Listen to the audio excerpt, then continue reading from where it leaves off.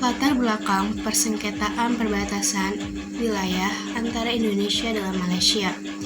Indonesia mempunyai batas darat negara Malaysia. Perbatasan wilayah tersebut terjadi di Pulau Kalimantan. Perbatasan tersebut masih menyisakan 10 titik yang bersengketa, 5 diantaranya di Pulau Kalimantan Barat dan 5 lainnya di Pulau Kalimantan Timur. Hal ini dapat terjadi karena belum adanya kejelasan antara kedua negara tersebut. Kejelasannya yaitu mengenai dasar hukum perbatasan antara Indonesia dengan Malaysia. Hal ini juga menjadi penyebab persengketaan perbatasan wilayah darat antara Indonesia dan Malaysia. Oke, itulah latar belakang dari persengketaan perbatasan antara Indonesia dan Malaysia, yang intinya yaitu tidak adanya kejelasan dasar hukum dalam penetapan batas wilayah antara Indonesia dan Malaysia. Masalah batas wilayah antar dua negara sampai saat ini, di mana dunia telah memasuki abad 21, merupakan masalah yang masih tetap ada. Setiap batas wilayah antar dua negara haruslah dituangkan dalam suatu bentuk produk hukum internasional yang mengikat antara dua negara agar tidak menimbulkan sengketa.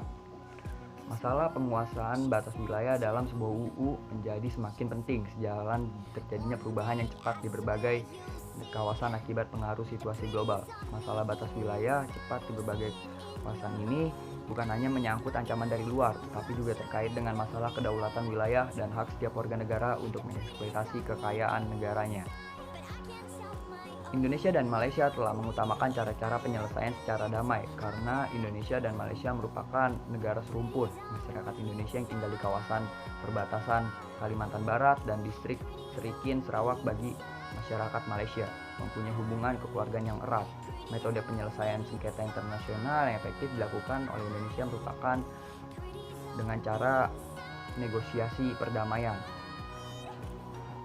yang dilakukan oleh Indonesia dan Malaysia ini menggunakan MOU dan hasil survei pemetaan bersama sebagai dasar dalam penyelesaian sengketa.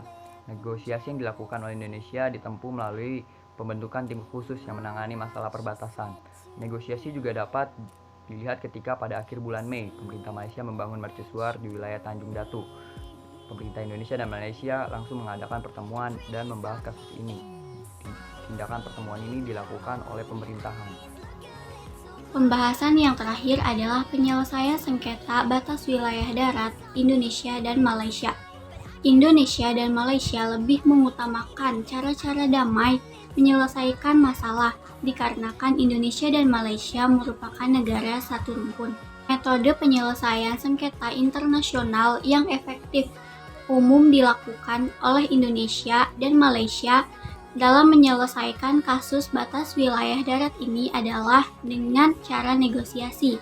Upaya penyelesaian sengketa batas wilayah darat melalui negosiasi damai yang dilakukan oleh Indonesia dan Malaysia menggunakan MOU dari hasil survei pemetaan bersama sebagai dasar dalam penyelesaian konflik.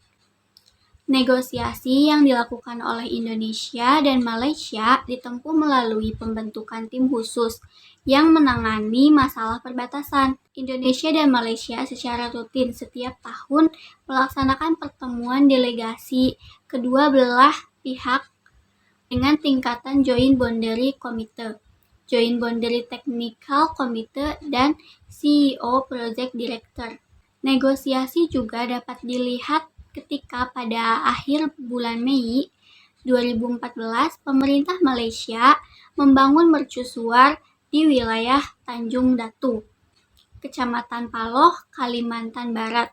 Ketika pembangunan mercusuar tersebut dinilai dapat memicu sengketa internasional, pemerintah Indonesia dan Malaysia langsung mengadakan pertemuan untuk membahas kasus ini.